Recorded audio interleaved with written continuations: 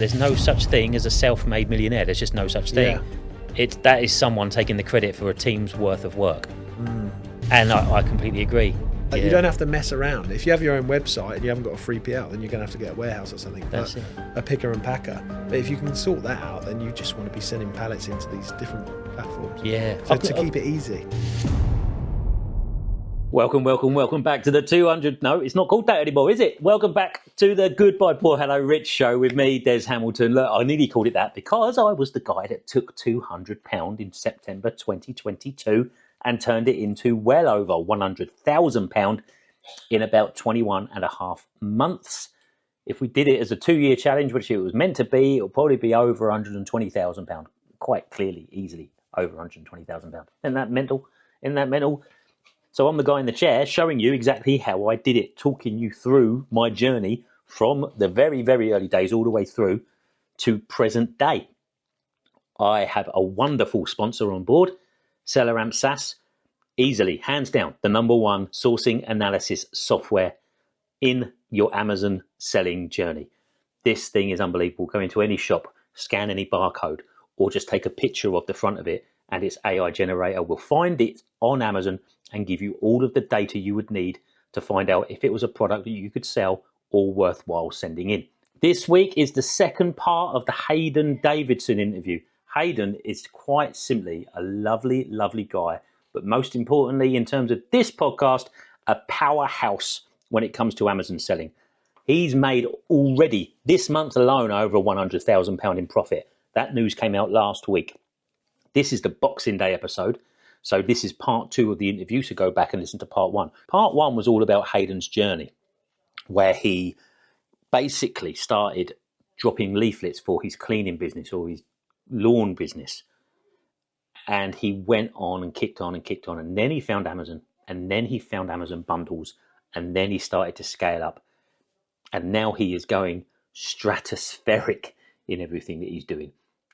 As well as that, he has rebranded himself and launched a brand new podcast, Make It Big, which I'll drop down there in the comments so you can find it for yourself. Hell of a show. Yep, he's interviewed me for it. That's coming out in a few weeks. But for this one, we were using Hayden's podcast studio. So we have got a lovely visual, unlike most of them where I'm doing them on Zoom. Thoroughly recommend the YouTube version as well, which comes out later so you can see exactly what's going on in this podcast. Anyway, I'll leave you to it. Let's get into it. Roll them. You don't really need more money than that. No. I mean, I would be investing that elsewhere. Yes. You know what I mean? Or have your own premises if you really want to scale it up. So, yeah. Yeah. It is fascinating. And it's nice to talk about it again because this stuff doesn't get talked about. 100%, yeah. Scaling up at this level doesn't get talked about. Everyone talks about the dream of starting with a couple of £100 like I do and getting it to this. But if you're doing it on an Amazon-only journey, yeah, absolutely. There is a lot to be said about private label. Yeah, it's tricky. Yeah, it's a mess. But if you can get over that hurdle, branding for a private label and then exiting, it is probably the cleanest. Yeah, because what you want to be transferring pallets. Yeah. You know, you want to have 5 or 10 SKUs, maybe grow and have 20, 30, 40 SKUs max in your catalogue. Yeah. One product. You want that. You want to be sending them pallets to Boots, send them to Sainsbury's, sending them to Amazon globally, Europe, USA on the pallet loads. And that's it. That's it. Do you know what I mean? Like, you don't have to mess around. If you have your own website and you haven't got a 3PL, then you're going to have to get a warehouse or something. That's it. A picker and packer. But if you can sort that out, then you just want to be sending pallets into these different platforms. Yeah. So to keep it easy. I can talk about this now because I didn't do it in the end, but I was going to launch a product that was basically a roll-on wax. Roll it on, peel it off, blah, blah, blah, blah, blah. This thing, it met all of the metrics on Helium-10. Yeah. There was a listing in America that was outstanding that I completely ripped it off, duplicated it over in the UK because they weren't doing it over the UK. And I thought, this is it. It's a brand. I would sell the honey, and then I would sell the lavender, and then I'd sell the pomegranate or something like that and build a variety of flavors. Then I would sell the strips, you sell the rechargeable thing, and there was a pluggable thing that you put the cartridge in and it would heat up the wax. Yeah. This was a brand ready to go. And then basically the TikTok thing came along and I basically lost my focus and it's gone. And now the numbers don't work out at all. But that, mate, I was convinced that again, you do your research and you think, I can scale that. That would be a lovely brand that I could scale out. If I do 3 or 4 of those, that's me on a private label journey taken care of. But it's easier said than done, man. Easier said than done. Personally, as well, I had links into a guy that could renegotiate freight costs, and I had it all laid out. It's amazing how things work out, isn't it? All of this stuff can be done. Anything can be done. What I've just said, there's some people that are scaling bundles. There's some people that will scale what you've just spoken about. But the reality of it's very different to the theory. Yeah. You know what I mean? And you've just got to be willing to take on the challenge. I think. The licks. Yeah. You've got to be willing to take it. Yeah. A friend of mine, Mark Penn, I don't know if you've heard of him. Yeah. He's 10 great. figure Amazon seller. He was mentoring me. I went up to his warehouse, spent the day with him there. You look at his operation and I was like, oh, I want all this. I was like, oh, I want this. I was like, I'm going to do this. And he turned around to me and went, be careful what you wish for. Oh. And then he's managing over 100 million in sales or something crazy like that. And he just said, be careful what you wish for, because of the stress that comes with it. Yeah. And upon reflection, I was like, I'm not sure I do want this. No, you know what? He kept saying, why do you want it? You know what I mean? Why do you want that? You don't need that to have a good life. Fascinating, isn't it? Because that's the key question you have to ask yourself all the time. Why do I want this? Because it's funny enough, I saw him on Nevermind the Buy Box when Natalie was interviewing him. And the same thing. It was so clear just how hard he continued to work. And the whole point of this is eventually you want to scale your hours back. And it felt like he was scaling his hours up. I mean, it's a classic entrepreneur's curse. Yeah. But speaking of which, so you're pivoted now and you've got your Amazon PPC. We're going to talk about the podcast in a minute, by the way. But you've got your PPC agency. How's that going? Yeah, good. Yeah. Nice. So we're the only PPC agency that manages spend affordably, I would say, in the world. There's not another agency that will charge you less than that I know of. Anyone feel free to comment below and let me know. I don't know one that will charge you less than 800 a month, 1,000 a month minimum, and then they take a 2% fee of your profit or something like that as well. We're doing it. We've made it affordable to like everyday sellers. You know what I mean? Yeah. Like, mainly bundles, but we do private label as well. We start packages 200 quid a month, 250 quid a month, 300 quid a month.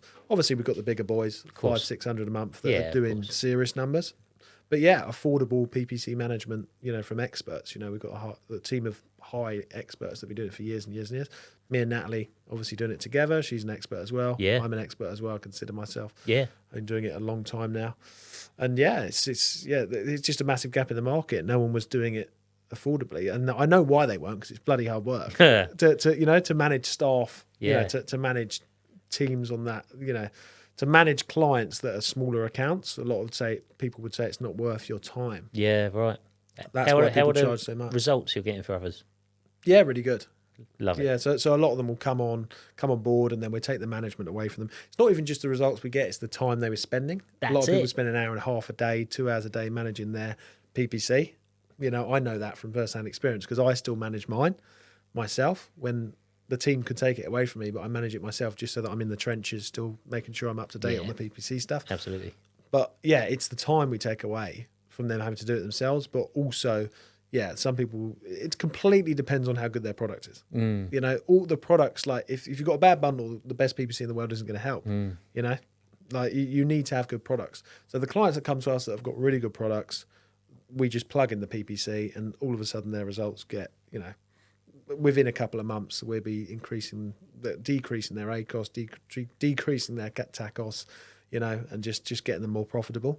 But only if they got good products. I love it. Yeah, good for you. Good for you. Good. Yeah, right. Right, let's get onto the podcast. Let's get onto the branding.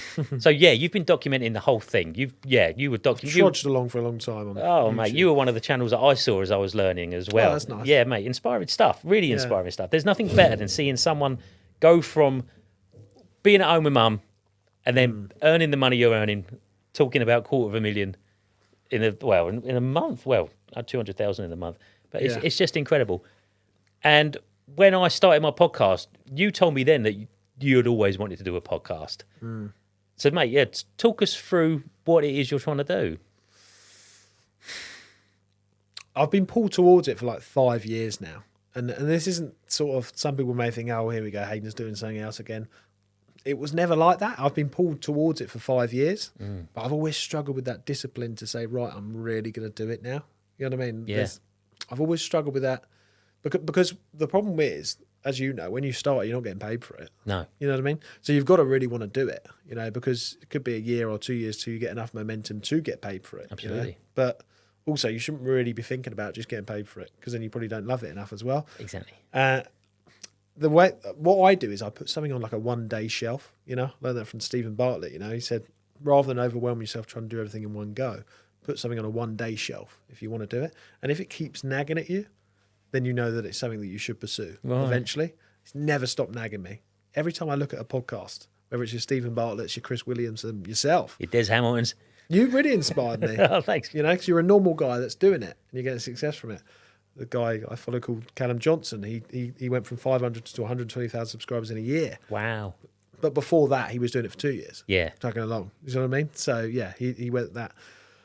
And I thought, these are normal guys that are doing it. You know, I went and spent time with Stephen Bartlett, as I was just telling you. I went to his flat and watched him record in person. I was like, this is a real, excuse me, this is a real thing. In his kitchen. I thought, fuck's sake, I can do this. Do you know what I mean? So I don't know if I can swear on your podcast. No, you're fine. You were good. I was like, fuck. I was like, you've got to do it. Because if I don't do it now, I'm never going to do it. And I've always wanted to do it. And I just know that I'm going to regret it so badly in 5 years' time if I don't do it. Yeah. Now I've got to stick with it. Absolutely. You know? So we're sat in this room and there's a sign up on the wall here. 90% of the podcasts don't get past episode 3. So congratulations, you're already past episode 3, aren't you? Yeah. That's 1.8 million who quit. 1.8 million, that's fascinating. Of the 200,000 left, of the 200,000 left, 90% will quit after 20 episodes. That's another 180,000 gone. To be in the top 1% of podcasts in the world, you only need to publish 21 episodes. That's incredible, isn't it? Incredible, yeah. I'm on season 3. I think we're at something like episode 70. Wow. And it's amazing. In the top 1%, yeah. I'm in the top 1%. No one's ever said that to me about anything ever. But yeah, incredible. So, mate, you have started like a steam train, though. I mean, you've got some serious guests on early doors. Yeah, it's got loads have been recorded. You know what I mean? Here, I'm just backlogging them. Yeah. So, I still want to share a lot of my journey. Similar, you've inspired me to do this as well. Yeah. I want to share my personal journey as I keep growing. You know, the brands that I build and my document my journey. So I'm doing a solo episode, solo guest. So I'm taking it in turns like that. Yeah, yeah. Got another solo one coming up next, and then another guest. Got the TikTok guys doing really good money coming on. Got obviously yourself coming on. As I said, just had that Ben guy on that was really good.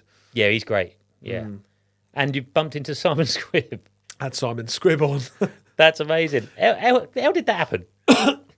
So I was going to Pret, just, you know, as I do working in Westfield sometimes. So I go there because I live just down the road in Hammersmith. So I go to Westfield, and I just saw some guy walking with a camera, with loads of cameras round him, a crowd round him. Straight away, I saw Simon's bloody grey jacket and his hair and his fucking crappy little microphone. I'm laughing because he's got it in that little stick with that tiny little Rode mic on it. Not even a problem. And I was like, it's bloody Simon Squibb. So I looked at him and I thought, I was like, I should go and say hello to him. I sort of stood in his area to try and get his attention. Wasn't having it. Nothing. Like there was people he was chatting to. He was just busy. So I was like, getting a bit anxious. So I went back to Pret, my comfort zone, got a coffee, sat there, and I was like, we don't need to talk to him. I sat there and I said, if I don't go up to him now, like it didn't, but it could have gone viral. Something we did together. He could have shared me on his channel. He hasn't yet. He said he would. He Still hasn't. could, man. Early days. Simon, you said you would. Yeah. He said he would.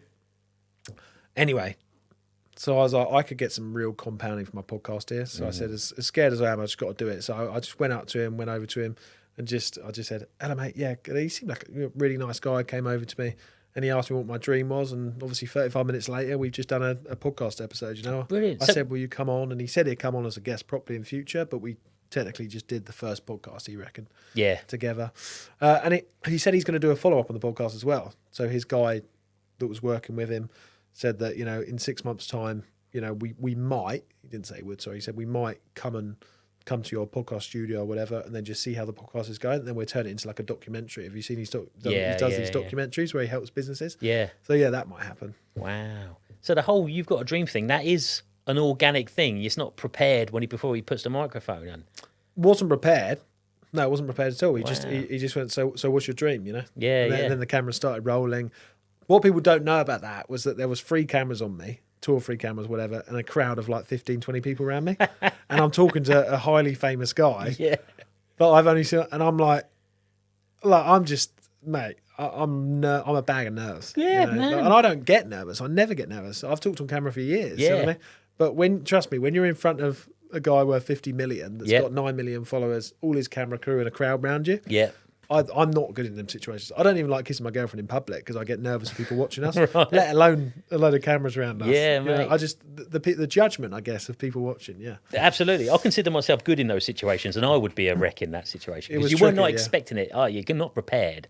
It's just there. It's because it's such an opportunity as well. I didn't want to mess it up. No, damn If right. I knew it now, I would have done completely different, obviously. Oh, But of course. it was quite nice and raw, and people were commenting below the video saying how raw and cool it was. So Yeah, it's lovely, mate. I loved it. It really great to see. Really great to see. Yeah. Because I got your voice notes and I've just bumped into Simon Squibb. Like, what mate, the hell, I was man? telling everyone. I was like shocked. And Natalie was like, "Who's Simon Squibb?" No, she wasn't. Yes, she was. I love it. I love it. And I think this circles back as well. Remember, we haven't got much time left, but I want to get this in as well. One of the first things that struck me about you is your networking. Your networking. Mate, you reached out. Well, actually, how did it happen? You were a guest on Luke's Discord at the time, on Luke Colwell's Discord. Years ago. And I was in the crowd, and then Luke recognised my name and went, "Oh, Des, turn your camera on." And it was like, that was how we connected. And then you said, "Yeah, I'm in Brighton often. Let's meet up for a coffee." And I was like, "Yeah, I'd have a bit of that." And Yeah. we met up. And you were the first one. And I say this quite often. You were the first one to say, "It's nice to meet another creator." And my imposter syndrome went to town on that. Like, what the hell? I'm not a creator. This is nuts. But I was. I just didn't. I wasn't ready to admit it or even explore it. But you gave me the time, mate, and it really meant a lot. And then I would see your name on Facebook quite often saying, "I'm going to be in Pret in Camden," or "I'm going to be in Canary Wharf or somewhere. Come and meet me. Come and meet me. Come and meet me." That's a truly lovely thing, mate, and it's rare. So I think that you should be acknowledged for that because I think that's really good of you. Cheers. Yeah, I never really thought about it. For me, it just makes sense, you know. Like if I'm going to an area, I'll just say, "Oh, I'm in Peterborough. Is anyone in the area?" Yeah, and yeah. Then usually someone on my Facebook, I've got quite a big network from when I used to be in the property space. Yeah. Usually someone would be like, "Oh yeah, I'm here. Let's meet for a coffee." Yeah. Like, it just open doors. Do you know what I mean? We wouldn't be here now if I didn't do that to you, probably. You Exactly know? right. We may be, but we may not. You know. No, but it's the advice you gave me that I put into place. And when you're up and coming and someone who you aspire to be says, "Why don't you try this?" You remember that. It matters. Yeah. And you feel like you're just like a normal guy who's going around saying, "This is where I am." But when people meet you and they're like, "I want to get to where that guy's going," and you give them a bit of advice, mate, it matters. It really does. Yeah. So That's powerful. Yeah. Yeah. I never really thought about it because to me, I'm just another normal guy. I didn't at the time. I wasn't looking at what I had like, "Oh, that's successful" or anything. it's crazy. I was just isn't it? meeting another, well, I thought nice guy. Do you know what I mean? So I guess I guess that's not letting your ego take you over. I guess. Yeah. I think this is a thing, mate. So much of what we do is behind a screen, isn't it? Yeah. Whether it's your phone or a computer or even in a sort of an environment like this, when you go out into the real world and you actually see people who say, "You changed my life." What a feeling. Yeah, for sure. What a feeling. Powerful stuff. Yeah. But, mate, where are you seeing yourself go in the next couple of years? What baskets are you putting your eggs in? Yeah, it's interesting. I'm going to tick over what I've got. I'm kind of maxed out in the UK space in the Amazon selling for me at the moment. Yeah. You know, in the current format that I do it, you know, I will, as I say, I will be setting up again in the USA in a more private-y label, sort of private-y, sounds shabby, private-y label type thing. So as again, the moving parts, I just don't want loads of them. So, but I'll tick over what I've got there. Really push the podcast. Like I'm really committed to that, you know, and that's kind of like I see it as like my hub now, like it is for you. Yeah, yeah. Everything spawns off of that. Other opportunities, could be sponsors in the future, promoting my own amazing services that I come out with. I don't know. Do you know what I mean? Like, Yeah. That's going to be like the hub, but also to meet amazing people and genuinely just love doing it. So that's going to be the hub. Going to push that whilst ticking over what I've got, and then I've just made a decision to launch a private label brand that I should have launched a long time ago. So that's going to be really interesting. As I say, with a guy that sells brands for a living. Yeah. You know, he's sold a brand for 2 or 3 million. Yeah. He's a serious player. And yeah, he's just said that he wants to team up on me on that. So Lovely. that's where I'm going there. Yeah. So get a bit more serious about less moving parts, but more of a serious sort of e-commerce brand. Yeah. Which I will document on the podcast as well. And then the podcast. Yeah. So that's what I'm most excited about now. For sure. Yeah, I think that's it, mate. I think that's it. I think I'm going to be on a similar trajectory. I think just a couple of things and the podcast as a hobby that with a view to keep it growing. Because I think, mate, when we hit like years 3 and 4, maybe then we can start turning the corner. But even then, mate, I'm having a lovely time. It's a nice thing to do. Yeah, you've got to enjoy it, haven't you? Yeah, definitely. But it's that compounding as well, isn't it? Them weekly episodes. Like that's what you're so good at, you know. Have you missed a weekly episode since you started? No, never. Wow. Never. And you've done how many? 75? Something like 75, yeah. And I'm now doing 2 a week. When did you start to see the compounding? Um, Sort of catching up with the regular viewers? Did your regular viewers just go up and up and up? Yeah. It's gone up. You can see the chart go up and it stays up, if you know what I mean. Because the same viewers are returning because they're remembering it. Yeah, my best episode is still episode 1.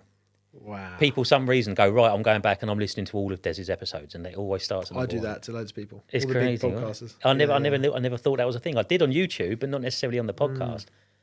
What's really lovely is like this time of year when people start getting their Spotify Wrapped, and people message you say you were my number 1 podcast. Oh, what? It's lovely. Wow. Yeah, really, really nice.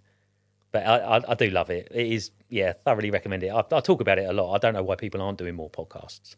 It's because it's so hard from first-hand experience, just starting one, and I had one before. I guess the reason I gave that one up before because I didn't want it enough and the momentum wasn't kicking in soon enough. Well, you had other fingers in other pies that were more pressing and making more money at the time as well. Yeah, but that took me away from something that that is my number 1 goal. The podcast is my number 1. Yeah. You know, like without the media, I don't really want any of it. Do you know what I mean? Like, that is my passion. I'm really passionate about it. Yeah, that's fair. But you don't get immediate return on it. That's the issue, isn't it? Yeah. Yeah, that's true. And again, like we were talking about, mate, nothing for you in the past lives. You wasn't yet. That's Wasn't all it there. is. Yeah, I wasn't ready for it then. Yeah. That's it. This is the one. That's man. really true. That's a big takeaway. Love it. Right, on that bombshell, where are we finding you? Yeah, Make It Big podcast. So Make It Big Make It Big. Just Make It Big on Spotify, Apple. It's Mr. Hayden Make It Big on YouTube. And then I'm Mr. Hayden on TikTok. And then I'm Mr. Hayden Official on Instagram. Perfect. I only put official because I was getting loads of spam accounts, but now they're just called Mr. Hayden Official as well, with a hyphen or something. With 1 F. Yeah, exactly right. But mate, we'll put all the links down there, the correct links in the old show notes. So yeah, we'll get you on. That's all good. Mate, definitely come back. Well, I'll come back to your studio and talk to you again in your environment. But yeah, we'll do that. That sounds great. And yeah, buzzing to hear how the brand goes and how the podcast goes, but we'll be keeping an eye on you. For sure, mate. It's been great. Top man. Cheers, Hayden. Thanks, Des.